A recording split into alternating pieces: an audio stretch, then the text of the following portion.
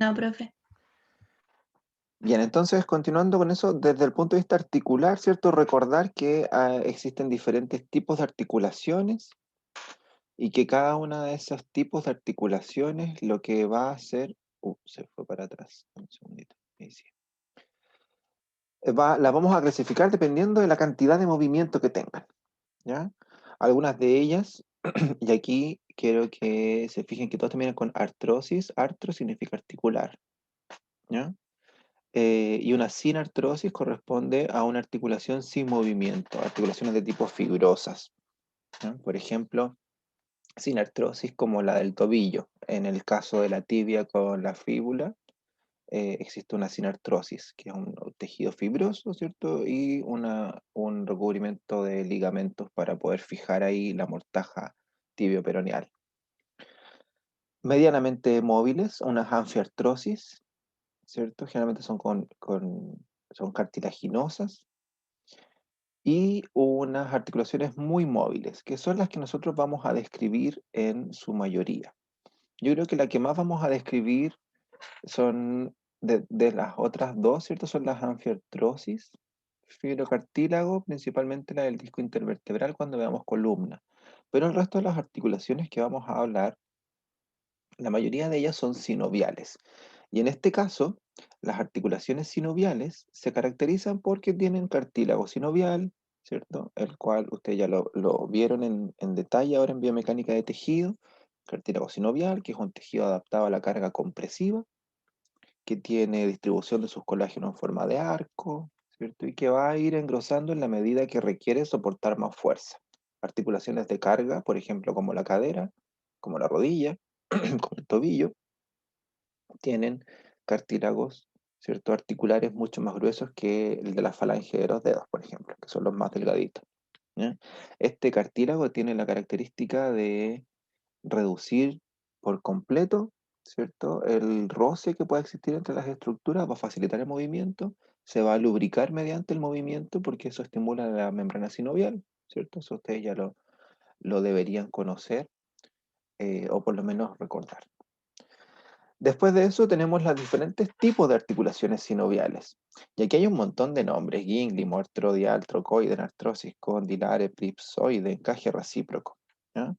Dentro de estos tipos, lo que importante que nosotros tenemos que resaltar de aquí es que cuando veamos cada una de las articulaciones que vamos a ver, que vamos a describir durante este curso, yo voy a mencionar a qué tipo de articulación pertenece, ¿cierto? Y usted tendrá que recordar, por ejemplo, que las artrodias son articulaciones planas que van a permitir movimientos en diferentes planos de movimiento, que son deslizamientos principalmente, ¿ya? Las trocoides, que son de pivote, hay dos en el cuerpo, la del atlas con la odontoide y la del radio con el cúbito a nivel proximal, que las enartrosis son esferas, ¿cierto? Y que tienen la capacidad de tener mucho movimiento en los tres planos.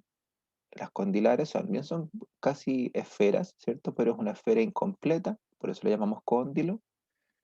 Las elipsoides o elípticas, un ejemplo de ello es la radio carpiana, ¿ya? Y los encajes recíprocos que son en silla de montar. ¿De qué sirve saber este tipo de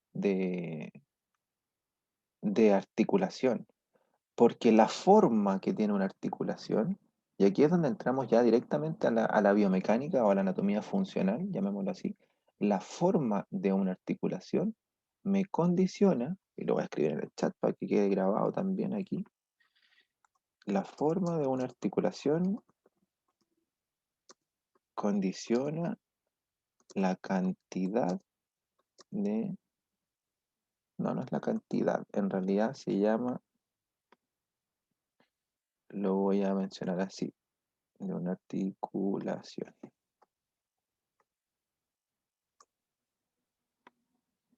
Condiciona eh, los movimientos, ¿ya? La forma de una articulación va a condicionar los movimientos en términos de cuántos planos va a poder recorrer, ¿ya? Por ejemplo, si es una articulación de tipo bisagra o troclear, ¿cierto? Como la íngrimo, así se llama, bisagra o troclear. Eso es como una bisagra o una puerta. La puerta se mueve en un solo plano, ¿ya? Una sola posibilidad de movimiento. Si es una esfera, como la anartrosis, un ejemplo, el hombro, ¿cierto? La glenohumeral, la glenoide de la escápula con la cabeza humeral, va a permitir, por hacer una forma esférica, va a permitir tres posibilidades de movimiento en tres planos diferentes, ¿ya? Si es una elíptica, por ejemplo, como la de la muñeca, ¿ya? Al ser una elipse más un óvalo, va a permitir movimientos en dos planos. Lo mismo ocurre con la silla de montar. Y aquí lo voy a tratar de graficar con mis manos, entonces voy a abrir nuevamente mi cámara. Cada una de las articulaciones. En el caso de las trocleares, ¿cierto? Bien. En el caso de las trocleares, vamos a tener un espacio, ¿cierto? Y una articulación, pero esto está completamente calzando. Entonces, la posibilidad de movimiento es solo una. No se puede mover en otro sentido. Yo no puedo hacer rotación, no puedo hacer movimiento hacia los lados, sino que puedo mover solamente como una bisagra, un plano de movimiento. Y a eso le vamos a llamar grado de libertad. Grado de libertad, entonces lo vamos a definir o lo vamos a entender como la cantidad de planos espaciales que puede recorrer una articulación. La cantidad, ahí sí. ¿Ya? Entonces una articulación tiene un grado de libertad cuando puede moverse en un solo plano. De ser así, entonces, ¿hasta cuánto es el máximo de grados de libertad? 3 grados de libertad. ¿Ya? Por ejemplo, articulaciones de tipo troclear, las interfalángicas, se pueden mover solamente en un plano. Yo no puedo mover los deditos, ¿cierto?, en otro plano, ni tampoco pueden hacer rotaciones en esa articulación. Es de tipo troclear, ¿ya? Que se puede mover en un solo plano, un solo grado de libertad. Las articulaciones planas, como las artrodias, las voy a graficar con mis manos juntas. Estas articulaciones pueden deslizarse en un sentido, deslizarse en otro sentido e incluso deslizarse en ese sentido. Entonces las artrodias las voy a clasificar como una articulación que tiene 3 grados de libertad, porque se puede mover así, se puede mover así y también se puede mover así. Incluso hay algunas artrodias que se pueden separar, pero es porque tienen algún elemento fibrocartilaginoso en el centro y que yo lo voy a graficar con esta pelotita. Son articulaciones planas con un fibrocartílago interno, entonces al mismo tiempo las articulaciones pueden hacer eso en otro plano y pueden rotar también en torno a ese fibrocartílago. Ejemplos de eso, por ejemplo, la acromioclavicular. ¿Ya? La acromioclavicular en este caso es una articulación que es una artrodia modificada porque tiene un fibrocartílago interno. Bien, las esferoides. Una esfera graficada con mi mano, ¿cierto? Una cuenca o un espacio. La diferencia de la troclear, que la troclear tiene un canal. Imagínense como la paleta humeral o como los cóndilos del fémur. En cambio, las esferoides, ¿ya? Lo que tienen es que al ser una esfera, esta esfera se puede mover en un plano, se puede mover en el otro plano y también puede rotar en torno a su cuenca con que calza. ¿Ya? Podemos mover en un plano, podemos mover en otro plano y podemos rotar. 3 grados de libertad, 3 tipos de movimiento. Me salté las de pivote en el orden que están en la diapositiva. Las de pivot es como si existiera un anillo, ¿cierto? Una especie de anillo que rodea a un elemento vertical. Entonces aquí yo puedo hacer solamente rotación o pivotear en torno a ese anillo. Ejemplo de este mismo movimiento se está realizando en torno a una articulación de tipo pivote, que es la radio cubital proximal. Otro ejemplo es en la cabeza, ¿ya? La odontoides con el atlas y el arco transversal del atlas, ¿cierto? Es el ligamento que mantiene la odontoide dentro de un anillo que se conforma por tejido óseo y tejido ligamentoso. Lo mismo ocurre en el radio con el cúbito y puede girar en torno a ese anillo sin salir. No puede hacer otro tipo de movimiento porque está fijo a esa zona. Bien, los cóndilos son similares a una esfera, solo que no es una esfera completa, entonces también podría hacer todos los tipos de movimientos, dependiendo de su forma. Si es muy esférica, todos los movimientos. Si es más ovalada, por ejemplo, voy a graficar con mi mano así y con la cavidad así. Si es más ovalada, se puede mover en un sentido, se puede mover en otro sentido, pero no puede rotar. Eso es lo que ocurre, por ejemplo, en la radiocarpiana en nuestra muñeca, ¿no? Diferentes tipos entonces de articulación con diferentes formas de sus caras articulares.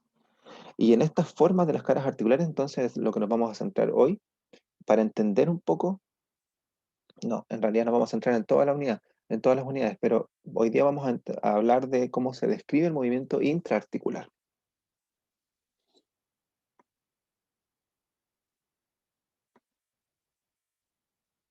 Las articulaciones, ¿cierto?, tienen la función de permitir el movimiento o inhibirlo.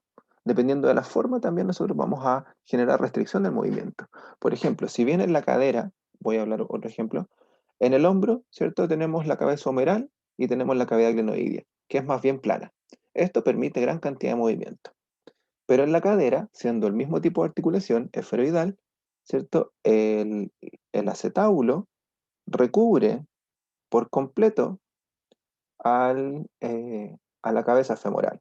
Entonces, ese recubrimiento va a inhibir mayor magnitud de movimiento, mayor cantidad de movimiento, solamente por la forma, ¿eh?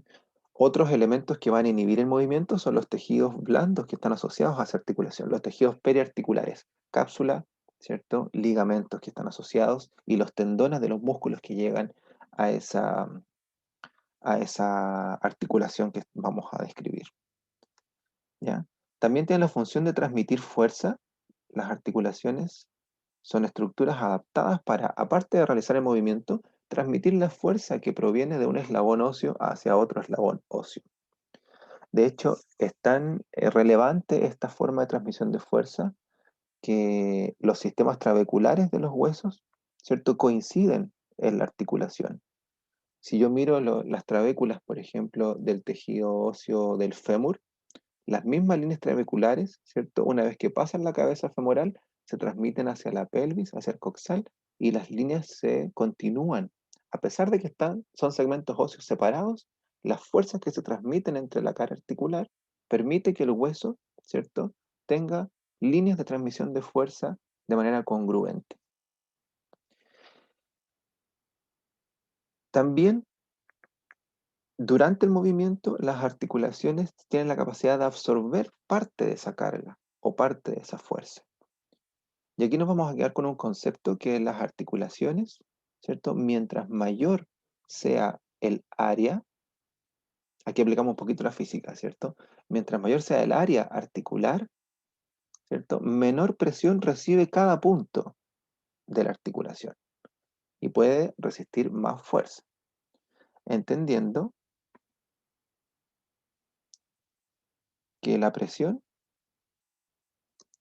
¿cierto?, depende de la fuerza y el área en el cual se distribuye esa fuerza. Y la relación que existe es que mientras menor sea el área, mayor es la presión.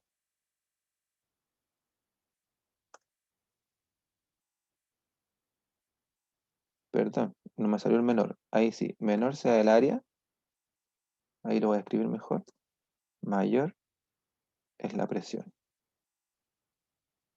¿A qué me refiero con área? El área de distribución de la fuerza que recibe la articulación.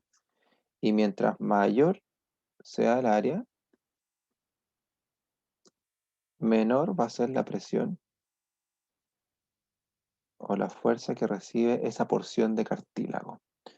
Esto es como el ejemplo de los fakir, ¿cierto? Que hablan de que se acuestan en una cama de clavos. Si yo me acuesto en un solo clavo, obviamente todo mi peso corporal se distribuye en un área en particular muy pequeña.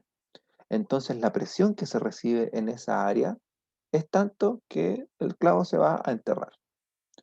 Pero si yo tengo una cama con muchos clavos, la sumatoria de cada una de esas pequeñas áreas de la punta hace que mi peso corporal se resista sobre más área, por ende genero menos presión en cada uno de esos clavos. Aquí ocurre exactamente lo mismo porque es una relación física, no cambia, ¿cierto? Mientras mayor sea el área articular, menor presión recibe el cartílago en diferentes zonas. Y mientras menor sea el área, mayor va a ser la presión. Entonces, vamos a tener momentos en que las articulaciones van a, eh, el proceso se llama coaptación articular. Quiere decir que hay mayor coaptación, mayor zonas de contacto. Menor coaptación sería menos zonas de contacto. Cuando existe mayor coaptación, tengo la posibilidad de generar más carga en esa articulación, más fuerza en esa articulación sin generar daño en la articulación. Cuando tengo poca coaptación y yo genero fuerza, como hay menos área, puedo dañar el cartílago, ¿cierto? Puedo dañar los tejidos óseos, ¿cierto? Puedo dañar cualquier otra estructura. De igual manera, la congruencia articular, una cosa es la coaptación y lo otro es la congruencia. La congruencia articular va a generar que la articulación sea más estable.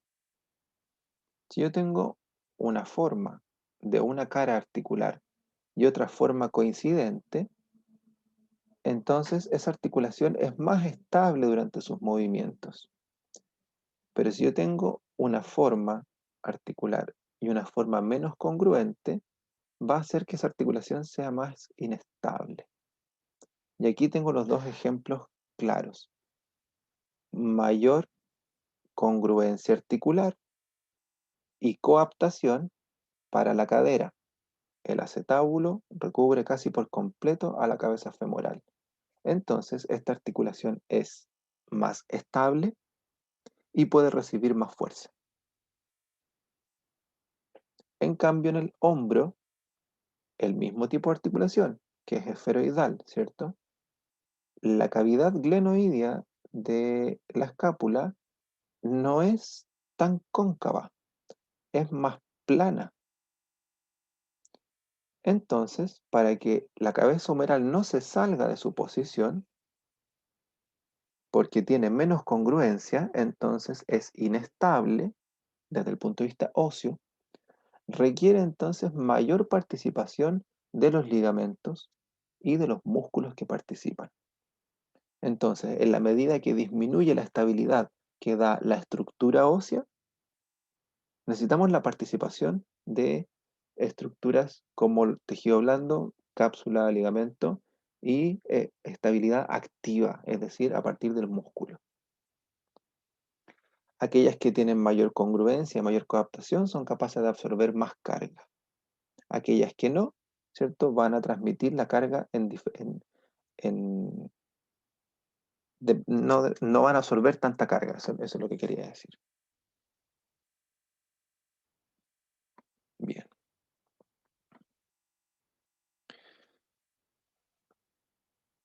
Las articulaciones también, ya lo hemos mencionado, ¿cierto? Pueden tener diferentes números de ejes o planos por el cual se mueven y por ende lo que llamábamos grados de libertad. Y aquí las vamos a clasificar en uniaxiales, su nombre lo dice, un eje, biaxiales, dos ejes, y multiaxiales, tres ejes. ¿Ya? Multiaxial también es cuando tenemos, aparte de los movimientos propios de dentro de los planos que hemos descrito, tenemos movimientos de desplazamiento que se salen del plano en particular. Por ejemplo, algunas articulaciones artroides pueden salirse del plano al hacer movimientos de desplazamiento. ¿Ya? Movimientos en bloque. No movimientos angulares, sino que movimientos lineales. Y ahí sí estamos aplicando también parte de la física. Bien, y vamos a ver ejemplos de estas articulaciones. Una articulación uniaxial tiene un grado de libertad, es decir, se puede mover en un plano espacial. Ejemplos de ello. ¿Quién me puede dar un ejemplo de articulación que se mueva en un solo plano? La de las falanges de los dedos. Lo acabo de decir, ¿cierto? Muy bien, Valentina, estaba atenta. Aquí tengo otro ejemplo, el codo. ¿Ya? El codo, principalmente la articulación del húmero con el cúbito. No sé si lo conocen como cúbito o como ulna, no sé qué le es más familiar en el nombre. Me voy a referir de ambas maneras, así que la húmero cubital o la húmero ulnar, como lo quieran mencionar, es una articulación de tipo troclear, ¿ya? Y las trocles tienen un grado de libertad, dijimos que había mucha congruencia articular, tienen un grado de libertad, se mueven en flexo-extensión, el codo no se puede mover de otra manera, ¿ya? Se mueve en flexo-extensión. Yo no puedo mover el codo en esa dirección, no puedo hacer eso, ¿ya? Porque está tan, calzando es una bisagra, es como si yo quisiera mover la puerta inclinándola en vez de abrirla y cerrarla, ¿ya? No se puede hacer eso. Si miramos el codo como tal, ¿cierto? Pasamos a la articulación, en este caso al radio con el cúbito en la zona proximal y al radio con el húmero, ¿cierto?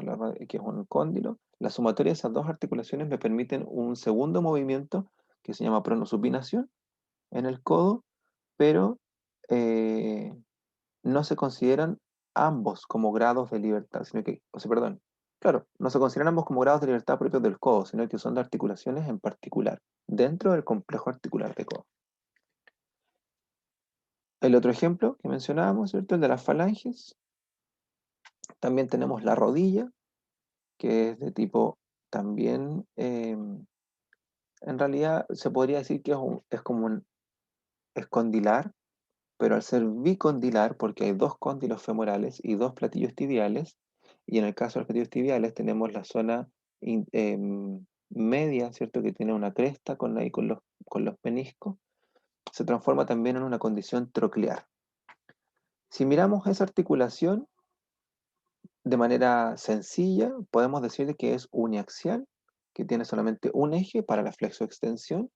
Sin embargo, la forma diferente de los cóndilos, interno y externo, o medial y lateral, como lo quieran mencionar, ¿cierto? Los cóndilos tienen formas diferentes en tamaño y en longitud. En tamaño me refiero a volumen, perdón, y longitud. Entonces, la tibia también puede hacer pequeños movimientos rotacionales, ¿m?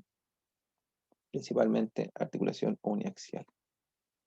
Ya lo mencioné, ¿cierto? Las articulaciones eh, que se generan, ¿cierto? En las falanges también son articulaciones uniaxiales. Solamente permiten la flexoextensión. No se puede mover, no se puede mover hacia los lados, ni pueden rotar entre ellas. Aquí estoy moviendo la piel, en realidad no se mueve el hueso.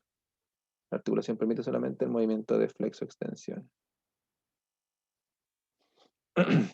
Si se fijan, los tres ejemplos de articulación que vimos eran un solo grado de libertad, flexoextensión. En este caso, las uniaxiales coinciden en que todas se mueven en el plano sagital. El segundo plano que vamos a agregar es el frontal, entonces aquellas que hacen flexoextensión, pero también le sumamos movimientos de abducción y aducción, ¿cierto? Podrían ser articulaciones biaxiales. Bien, aquí hay otro ejemplo, la tróclea, perdón, la tróclea.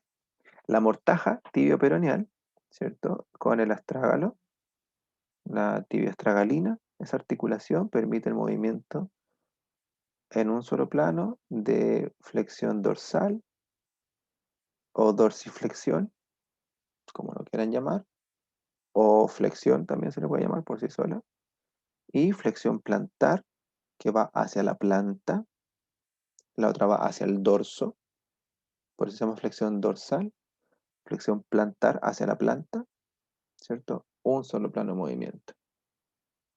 Si yo sumo ahora la subastragalina, ¿cierto? Al tobillo le damos más funcionalidad y más planos de movimiento eh, que permiten adaptarse a la superficie mientras estoy caminando, por ejemplo. Bien, las de biaxiales, ¿cierto? Tenemos 2 grados de libertad, se mueven en torno a 2 ejes, por ende se mueven en 2 planos diferentes. La mayoría entonces, ahora le sumamos al plano frontal. Las uniaxiales se mueven en el plano sagital, las biaxiales en el sagital y en el frontal. Ejemplos de biaxiales, aquí yo les mencionaba, tenemos acá la radiocarpiana, ¿no? Tenemos al radio, tenemos los huesos del carpo, escofoide, semilunar y piramidal. Tenemos al cúbito, tenemos aquí el ligamento triangular. Y esta articulación es de tipo elipsoide, es un cóndilo, pero es un cóndilo alargado, como un óvalo. Si esto fuera más como una esfera, podría tener un eje más de movimiento, pero al ser alargado, va a permitir el movimiento de flexión y extensión. También se le llama flexión dorsal y flexión palmar hacia el dorso y hacia la palma, y el movimiento de cubitalización y radialización, ¿ya? Hacia los lados. Pero al ser muy alargada, no sé cómo graficarlo de esta manera. Lo voy a mostrar en la siguiente. Mira, aquí tengo esta pelotita, ¿cierto? Si fuera una esfera, aquí, si fuera una esfera, la esfera podría rotar. Se puede mover en un plano, se puede mover en otro plano, pero también podría rotar. Pero no es una esfera, es un óvalo. Entonces sería, mira, como esto. Ahí. Entonces puede moverse en una dirección, puede moverse en otra dirección, pero el óvalo no le permite rotar, porque es más alargado en ese sentido y no permite la rotación eh, dada su forma. Pero si se fijan, pasamos ahora al plano sagital y también el plano frontal. Otra articulación, tenemos la metacarpofalángica, que es de tipo condilar, condilares modificadas porque están muy juntas entre sí y adheridas por tejido blando también. Entonces permite movimiento de flexoextensión, pero también de separación. ¿Ya? Ese levemente, el que más tiene es el índice. 2 planos, sagital, frontal. No tiene rotación. La rotación es el tercer grado de libertad que adquieren las articulaciones. Aquí tenemos la articulación subastragalina, ¿ya? Que me permite el movimiento de inversión, es el que yo les mencionaba. Inversión, tratar de ver la planta por interno. Eversión, si giramos el pie hacia el otro lado, tratar de ver la planta por externo. Y el movimiento de abducción y aducción son mínimos en el pie, pero también se dan 2 ejes de movimiento, articulación biaxial. Y por último, las que tienen 3 grados de libertad permiten movimiento en 3 planos. Y el ejemplo clásico, ¿cierto? Tenemos la extensión, la flexión, movimientos de abducción cuando separa y aducción cuando junta. Y tenemos el movimiento de rotación interna y rotación externa. En conjunto permiten este movimiento funcional. De hecho, eso se llama, se lo puedo mencionar, se llama rascado de Apley. Es una prueba funcional y yo le pido a los usuarios siempre, que se toque la cabeza o que se toque el dorso de la zona lumbar, la zona posterior de la zona lumbar.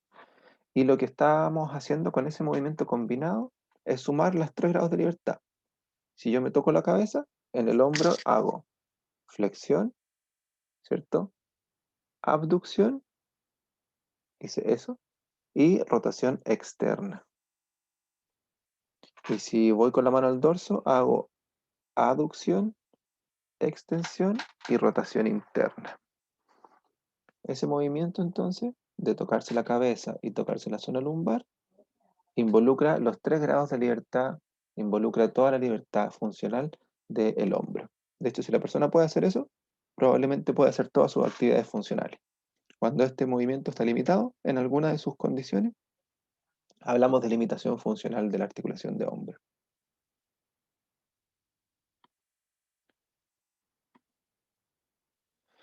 Multiaxial, la cadera, ¿cierto? También es una esferoidea, ¿cierto? Esferoidal.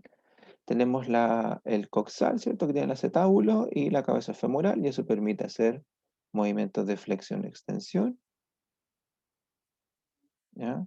Movimientos de abducción, aducción, lo tenemos acá, ¿cierto? Separar y juntar, o abrir y hacia adentro. Y tenemos movimientos de rotación interna y rotación externa. 3 planos de movimiento multiaxial. ¿Qué otro ejemplo tenemos de este tipo de articulación? Las artrodias o artrodias modificadas. Y tenemos aquí el ejemplo específico de una articulación que no es sinovial, ¿ya? Que es una anfiartrosis, como el caso del disco intervertebral, graficado acá. Y es lo que yo le mostraba antes con la pelotita, ¿cierto? Tengo un plano, tengo otro plano, y esto podría ser una artrodia normal, que contacten. Si contactan dos artrodias, pueden ir en un sentido, en otro sentido y en otro sentido. 3 planos de movimiento.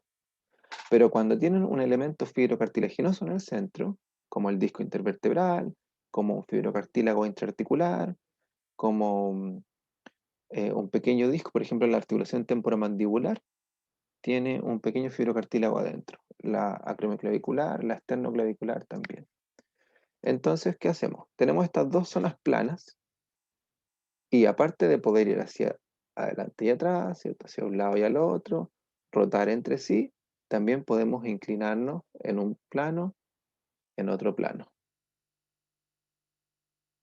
Es lo que ocurre en el disco intervertebral. Por ejemplo, si yo me agacho, los cuerpos vertebrales se van hacia adelante y el disco intervertebral, ahí sí, va hacia atrás.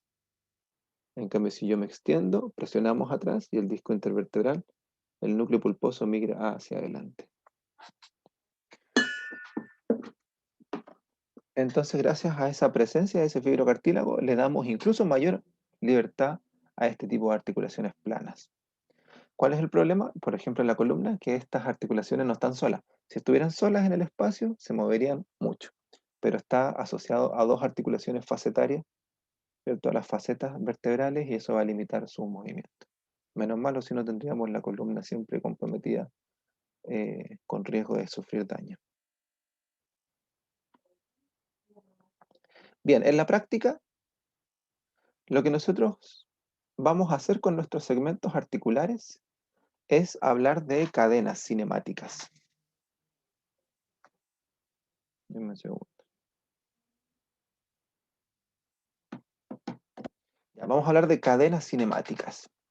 Cinemático y cinético, vamos a hacer la diferencia aquí. Si yo hablo de cinemático es relativo al movimiento. ¿Ya? Cine es movimiento, cinemático es movimiento, y la diferencia es cinético, que habla de las fuerzas participantes en el movimiento. Si yo hago un análisis cinemático, estoy hablando de solamente el movimiento, cuántos grados de movimiento tuvo, ¿cierto? Cómo se mueve una u otra respecto a la otra, etc. Movimiento. A lo más puedo llegar al considerar el movimiento con la dimensión tiempo. Por ejemplo, cuánto se movió en el tiempo, y ahí hablamos de velocidad y de aceleración. Pero en ningún momento estamos hablando de la fuerza con la cual se genera ese movimiento. Si yo hablo de las fuerzas con las que se genera ese movimiento, entonces hablamos de cinética. Cinemática es el movimiento como tal, movimiento y posición en relación al tiempo, y cinética es la fuerza que genera ese movimiento. ¿Ya? En este caso, entonces, nosotros vamos a hablar de cadenas cinemáticas, también podemos hablar de cadenas cinéticas, cómo se transmite la fuerza de un punto a otro, pero aquí vamos a hablar de cadenas cinemáticas. Nosotros tenemos entonces que entender que nuestros segmentos, por ejemplo, para yo poder mover el plumón y escribir, ¿cierto? O el lápiz y poder escribir, o tomar un, no sé, tomar una taza y llevármelo a la boca, poder tomar el elemento, manipular el elemento, ¿cierto? Manipular una herramienta, me confundo moviendo la mano en la cámara, ¿cierto? Tomar una herramienta, poder manipularla, ¿cierto? Girarla, generar todos los movimientos funcionales que quiero hacer con ella. Para ello, yo tengo que actuar en cadena. Cada uno de los grados de libertad de las articulaciones participantes de la cadena se van a ir sumando. A esa sumatoria de grados de libertad, entonces, nosotros lo que vamos eh, a generar al fin y al cabo es un movimiento coordinado en cadena cinemática. ¿Ya?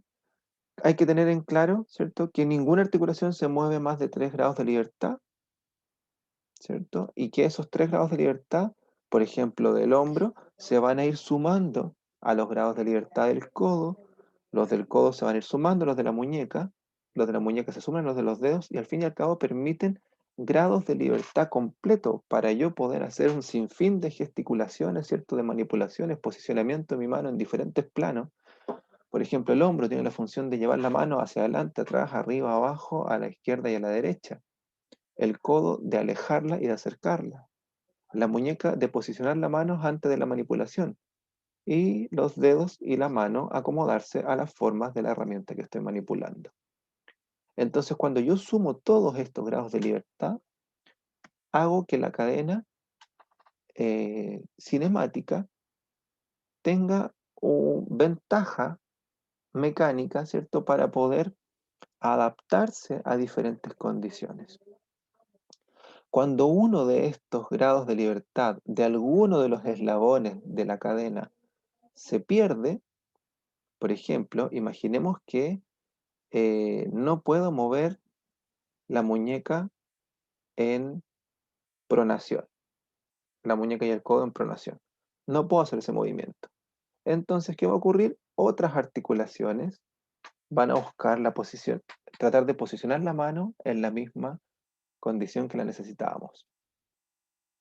Como no puedo hacer esto libremente con la muñeca, y lo más eficiente sería acercarme, no se alcanza a ver, pero acercarme y tomar el elemento, como yo no puedo hacer eso, estoy dando un ejemplo, otras articulaciones van a buscar el acomodarse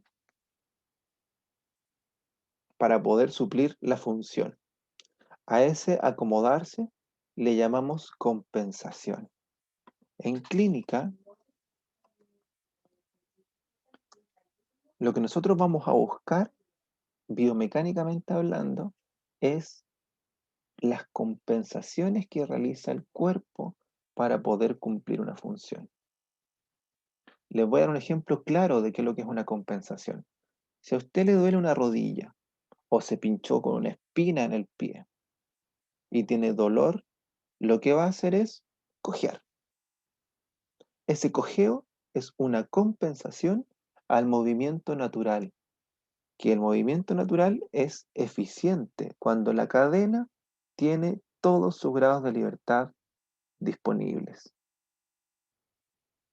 Imaginemos que se golpeó, o no, alguno de ustedes se ha vacunado últimamente por COVID, por influenza, le pusieron la vacuna, ¿ya? Lo vacunaron, resulta que ese pinchazo llega al músculo y daña levemente al músculo.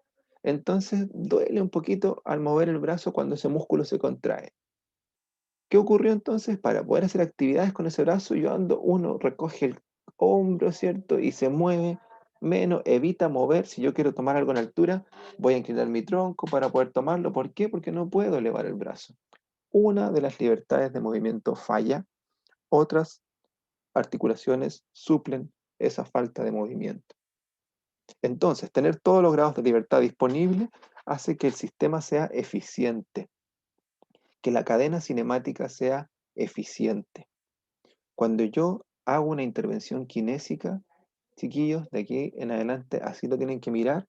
Cuando yo hago una intervención kinésica para recuperar una función, lo que tengo que buscar es que el movimiento sea lo más eficiente posible, con el menor gasto energético.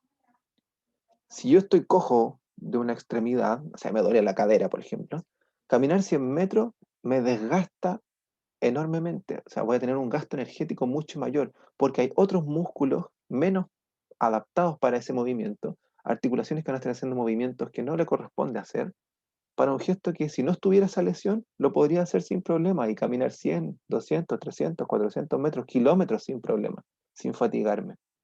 Pero cuando existe una alteración de 1 grado de libertad, la compensación involucra mayor gasto energético. Entonces, nuestro objetivo final como terapeutas, ¿cierto?, es hacer que la cadena de movimiento sea eficiente.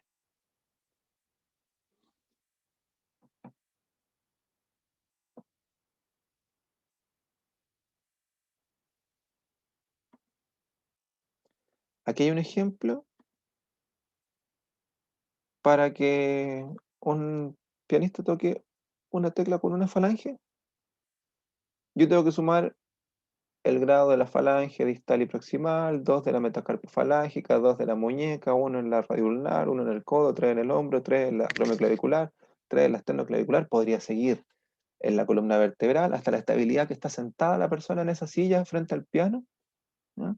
¿Por qué? Porque actuamos en cadena. Esto es un ejemplo nomás. Puse 17 grados, quizás hay más, ¿ya? Pero a lo que hablamos es que para poder realizar un movimiento, ¿cierto? Mientras más grados de libertad tenga, más posibilidades de acomodación tiene el sistema para poder realizar la función que se quiere cumplir. Esto involucra menos gasto energético y mayor fluidez de movimiento.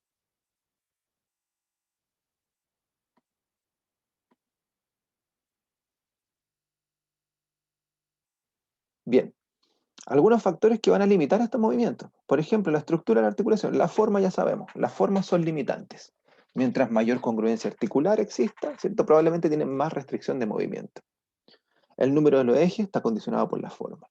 Y tejidos o partes blandas van a, sin duda, a limitar el movimiento. Por ejemplo, cuando uno hace la flexión del codo, el mismo músculo flexor crece en volumen y choca con los músculos del antebrazo. Los tejidos blandos topan y permiten que no se haga más movimiento de flexión. Si yo fuera mucho más musculoso, mi brazo se flectaría súper poquito mi antebrazo. Mi antebrazo sobre mi brazo. Porque los músculos van a topar antes, por ejemplo. O tengo acortamientos musculares. Ustedes pueden tocarse la punta de los pies sin doblar la rodilla. Todos deberían, por si acaso. Eso es lo normal, lo natural, lo sano, lo que permite una buena balance lumbopélvico y sin dolor lumbar. Si no puede, preocúpese porque las partes blandas, en este caso sus músculos acortados, están limitando los grados de movimiento de la cadera, de la columna, de la rodilla. Tenemos movimientos, ¿cierto? Limitaciones normales. Entonces, topes de articulaciones, por ejemplo, hueso sobre hueso. El tobillo, cuando yo lo muevo a rangos máximos, el límite que se genera se da porque topa la tibia con el astrágalo por anterior o toca la tibia con el astrágalo por posterior. O por ejemplo, si usted extiende el codo, los olecranos no pasa más allá de la fosa olecraniana. Entonces no puede seguir extendiendo el codo. Eso es un tope óseo o de hueso sobre hueso. Tenemos también topes que se dan por rigidez capsular.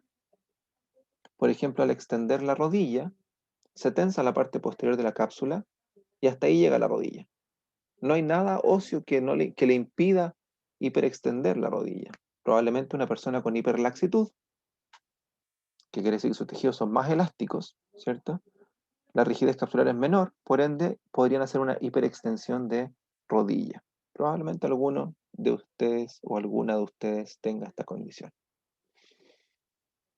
Otro límite normal, la posición de tejido blando, el ejemplo que le acabo de dar, cuando chocan dos masas musculares, por ejemplo, la flexión del codo. Si yo tengo, no sé, un abdomen muy grande y quiero hacer flexión de tronco, el tope del abdomen con el muslo limita el movimiento.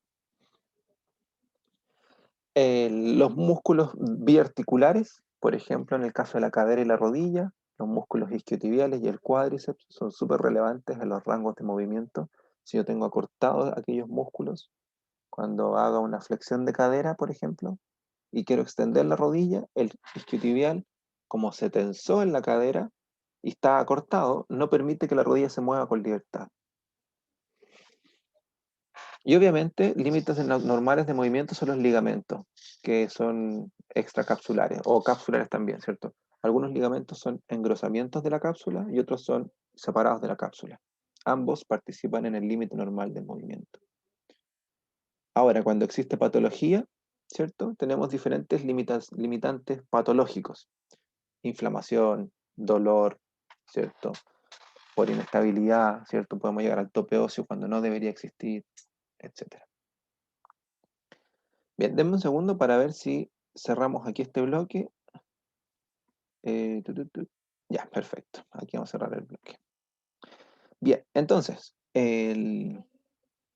cuando nosotros tenemos movimiento de una articulación, cualquiera sea, ¿ya? Vamos a simularlo como este abanico, como el rango completo de movimiento. Bueno, ROM, eso ROM, que lo van a ver de aquí a la eternidad, ¿cierto? ROM significa rango de movimiento en inglés. Range of Movement. De ahí viene el ROM, Range of Movement, rango de movimiento. Nosotros todas las articulaciones, y vaya siguiéndome en lo que yo voy a hacer, todas las articulaciones voy a mover la muñeca para que sea más fácil y la puedan ver. Tienen un rango de movimiento, ¿ya? Cuando la mueven sus músculos, llamamos a ese rango de movimiento un rango activo. Es decir, que usted lo está haciendo con sus propios músculos. Eso es un rango activo. Entonces yo con mis músculos muevo y hago ese movimiento máximo. Y llego hasta allá como movimiento máximo. Ese es mi rango activo. Yo a eso le puedo sumar un rango pasivo. Es decir, que una fuerza externa realiza el movimiento y no mis músculos.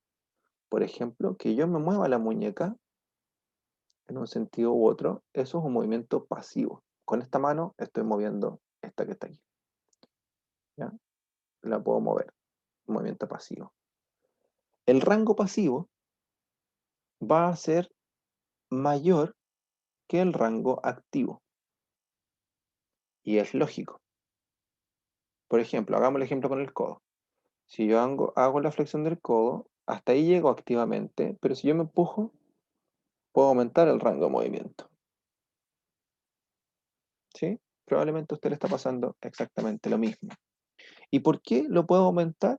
Porque lo que estoy haciendo es que con la fuerza externa que aplico, estoy llegando hasta la barrera elástica de la articulación. Puedo mover el rango articular, ¿cierto? Pero aquí hay tejidos que se están elongando, cápsula, ligamentos, tendones. Y yo con una fuerza externa los puedo llevar hasta su deformación elástica. ¿Qué viene después de la deformación elástica?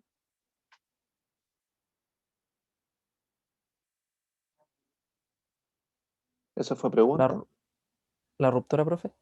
Antes de la ruptura, Christopher, La zona plástica, la profe. zona La zona plástica. plástica, ¿ya? Entonces nosotros podemos mover nuestras articulaciones sin problema dentro de sus zonas elásticas. Y eso se da con el movimiento activo y algunos límites un poquito más allá del movimiento activo. Pero si yo llego un poquitito más allá de la barrera elástica, ocurre esto. ¿Se escuchó? Sí, profe. Ahí, ahí sí. Lo que estoy haciendo es mover la articulación rompiendo esa barrera elástica y llevamos a la articulación ahora a un rango parafisiológico se le llama, o un espacio virtual, donde la articulación todavía se puede seguir moviendo. Vamos, si miramos acá la diapositiva, el blanquito sería el rango activo, el rango pasivo sería este azul más oscuro. Llegamos a la barrera elástica, ¿ya? Pasamos ahora, le aumentamos el rango a la articulación cuando hacemos ese movimiento, la llevamos a un límite un poquito mayor, pero si pasamos ahora a ese límite, si nos sobrepasamos de ese límite, llegamos a una condición en que podríamos dañar la articulación. Es decir, los tejidos elásticos, los tejidos periarticulares, mejor dicho, pasamos de su zona elástica a su zona plástica y podríamos generar el daño o la falla del tejido. Entonces, cuando pasamos este límite de hipermovilidad, lo que va a ocurrir es que la cápsula se sobreestira, se guinza, pues llegó a la falla, puede ser una microfalla o una falla total, ¿cierto? El ligamento se guinza e incluso podemos romper algunas estructuras óseas en los bordes de la articulación, ¿cierto? O una luxación completa de la articulación. Lo que ocurre entonces es que toda articulación tiene esta posibilidad de movimiento y sus límites son las que exigen a una condición plástica a los tejidos. Hueso, cartílago, cápsula, ligamento. Y cuando los llevamos a lo plástico, quiere decir de que hay micro rupturas. Celia, tiene la mano arriba. Sí, quería hacerle una consulta. Dígame. La hiperlaxitud generaría un mayor riesgo de este daño o no necesariamente. No necesariamente. Lo que va a ocurrir con la hiperlaxitud es que esta barrera, mírame, aquí en la parte azul, ese límite va a estar más hacia el extremo, porque el tejido es más elástico.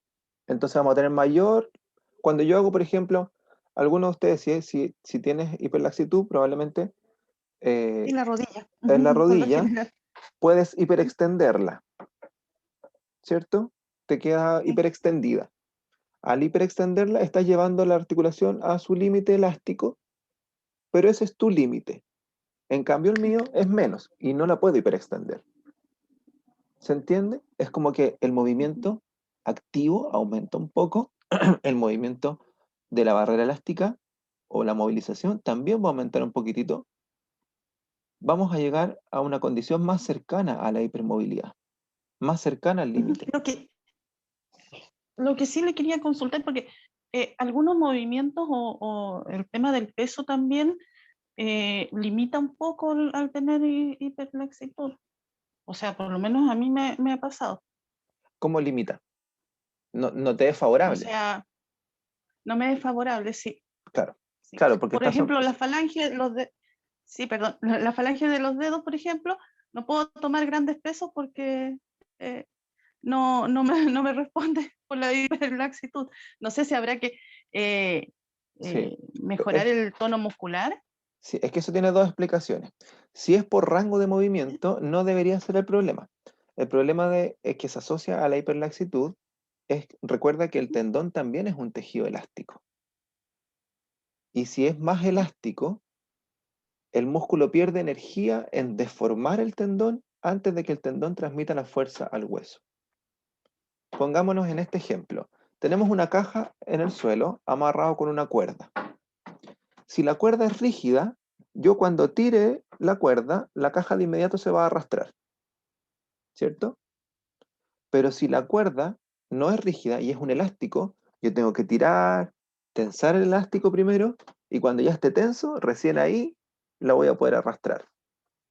Entonces, en el caso de la hiperlaxitud, cuando hay una condición genética de hiperlaxitud, el tendón también es más deformable y se pierde energía muscular en la contracción para deformar el tendón primero y después transmitirlo a la palanca corporal.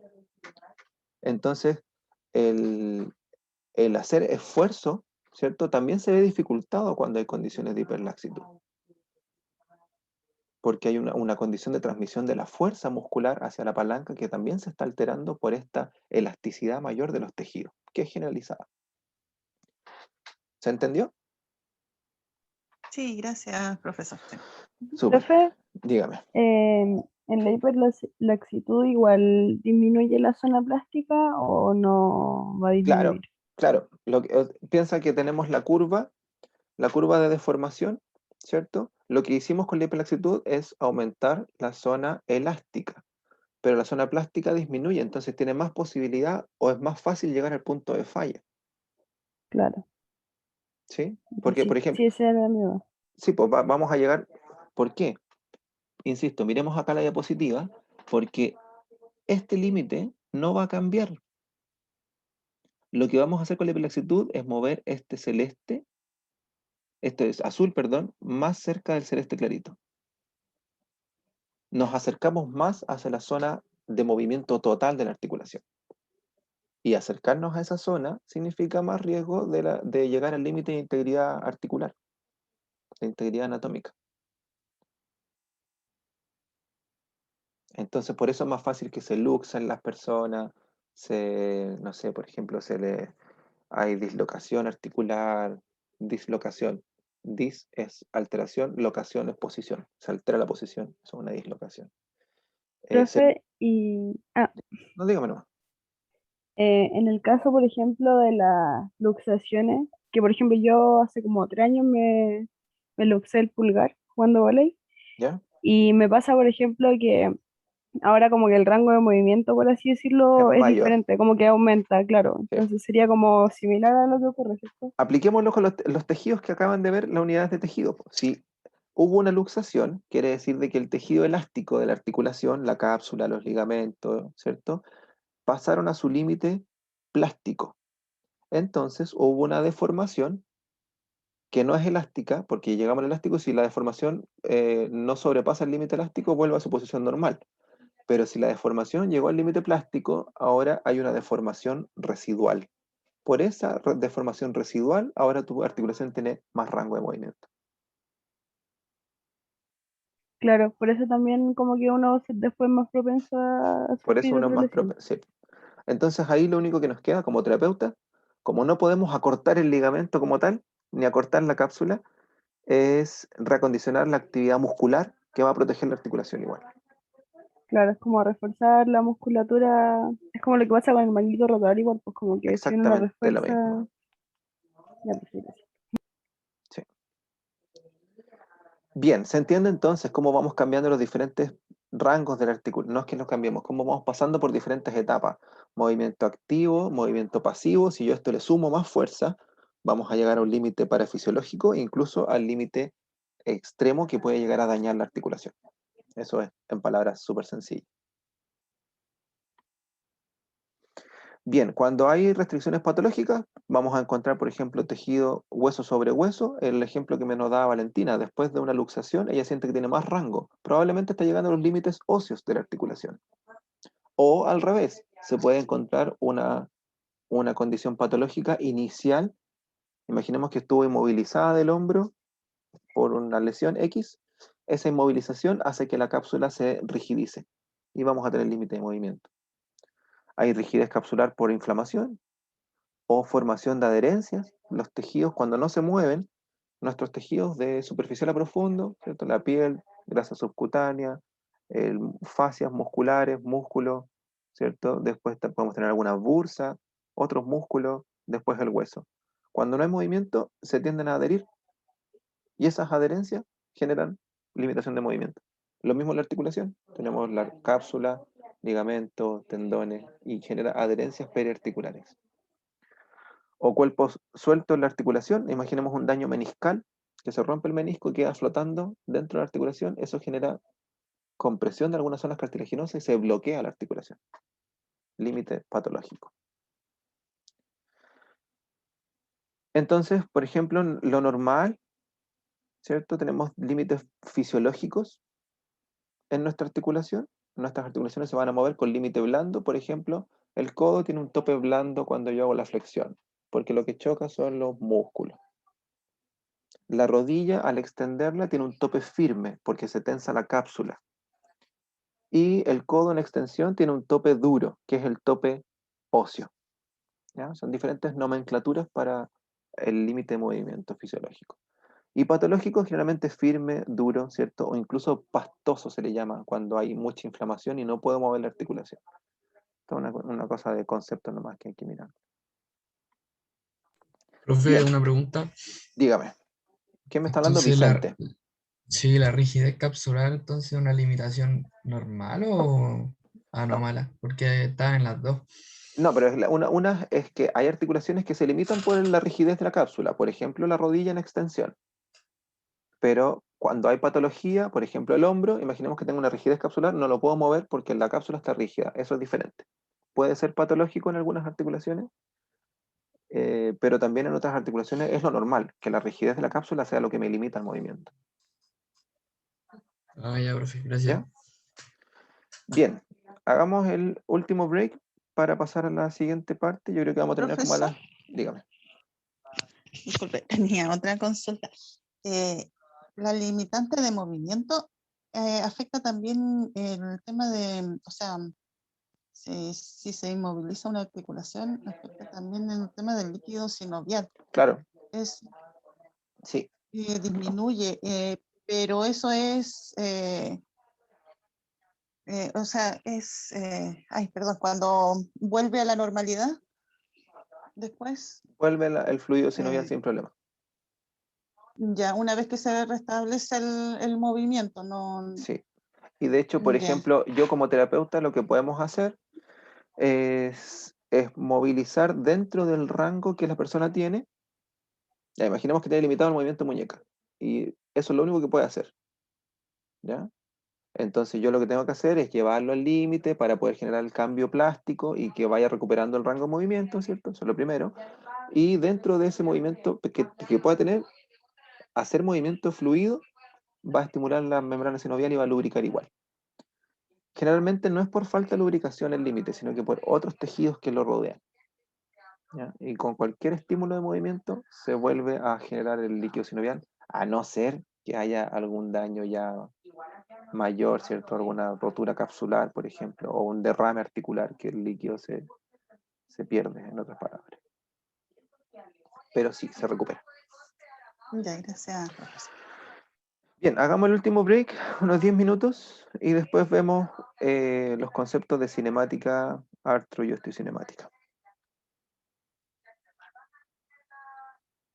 Entonces, siendo las 11:28 a las 11:38. A las 11:40. 12 minutitos. Y yo creo que vamos a terminar como a las 12:40. Sí, vamos a tener como una hora más de actividad.